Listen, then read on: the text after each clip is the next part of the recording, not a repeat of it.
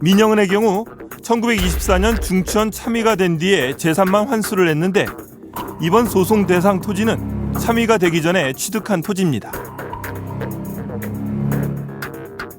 헌법재판에서 지지 않기 위해서 특별법이 살아남기 위해서 굉장히 엄격하게 적용하기로 결정을 했습니다. 그래서 중대한 친일 반민족 행위가 일어난 시점 이후에 취득한 재산은 친일 재산으로 하자. 근데 민영은의 경우는 중대한 친일 반민족 행위를 하기 이전에 취득한 재산이 상당수가 있었던 거죠. 특별법의 맹점을 파고든 것입니다. 후손들이 거꾸로 국가를 상대로 부당이득을 가져갔으니까 돌려달라고 소송을 제기할 거라고는 전혀 예상을 하지 못했습니다. 친일파 후손들이 역습이라고 생각이 됩니다. 지난 2006년 출범해 약 5년 정도 활동했던 친일재산 조사위의 기관과 인력에도 한계가 많았습니다. 몇만 명에서 10만 명 단위로 가고 짧은 기간에 하다 보니까 굉장히 광범위하고 100년이 지난 더 나아가서는 100년 이전까지의 그런 토지 소유 관계나 이런 문서들을 다 확인하는 과정에서 굉장히 어려움이 있었던 거죠. 더욱이 이제는 재산조사위조차 해산돼 지금은 친일 재산을 조사할 전문 기관조차 없습니다. 더 세밀하게 조사를 할 수 있는 기구가 전혀 없는 거죠. 장기적으로 국가의 지원 하에서 철저한 조사, 연구 이것을 통해서 국가 업무를 충실하게 수행할 수 있는 조사기구 또는 위원회 이런 것들이 이제 존속할 필요가 분명히 있는 것이죠. 지금.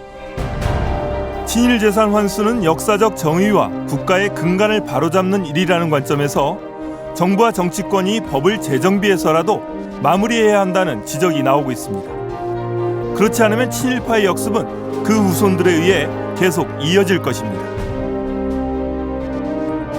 역사의 근본 정신까지도 흐트러 놓는 것이죠. 과연 우리가 일제로부터 독립한 나라고 독립운동가들이 가지던 가치 지키고 독립된 국가로서의 자존심이 있는가, 또 그런 것들의 양심과 상식과 정의가 한국사에 자리를 잡고 있는가에 대해서 정말 부끄러운 사례가 될 것입니다.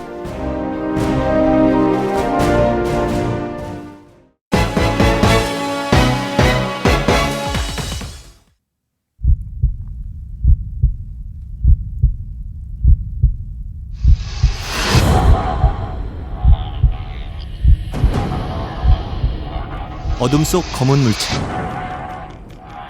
세계적인 멸종위기종 반달가슴곰입니다. 고통스러워하는 모습.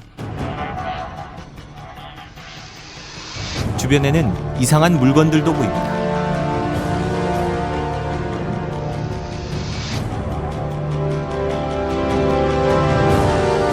They'll be head swaying in a cage, and you'll see lots of their faces of worn, the fur has worn away on their faces. 산채로 쓸개즙이 채취되고 있는 반달곰. 이 곰들은 과연 어떤 상태일까? Different things like liver cancers or gallstones and lots of infection. So there's a whole list of things, and it lists. 세계 곳곳에서 곰 쓸개즙 거래를 주도하는 사람들은 부끄럽지만 한국인들입니다. They will say, oh, well, these bears are at least running around, they look okay, they look reasonably healthy. That's not the reality of bear farming. If any Korean tourists saw the reality of the bear farming industry, if they actually saw those bears and exactly what happened to them, you have to remember it's a facade. 실상을 알면 한국인들이 웅담 캡슐을 먹지 못할 것이다. 현장 21이 만난 세계적인 동물보호운동가 질 로빈슨이 한국인들에게 꼭 전해달라는 말입니다. 반달곰 쓸개즙의 세계 최대 고객이 한국인이기 때문입니다. 도대체 웅담 캡슐이란 무엇이고 한국인들은 이 웅담 캡슐 거래에서 어떤 역할을 하고 있는 걸까요? 현장 21이 그 실태를 추적했습니다. 중국 지린성 연변 조선족 자치주의 주도 옌지. 백두산과 가까워 매년 40만 명의 한국인 관광객이 찾는 곳입니다. 옌지에는 백두산 관광 못지않게 유명한 것이 하나 있습니다.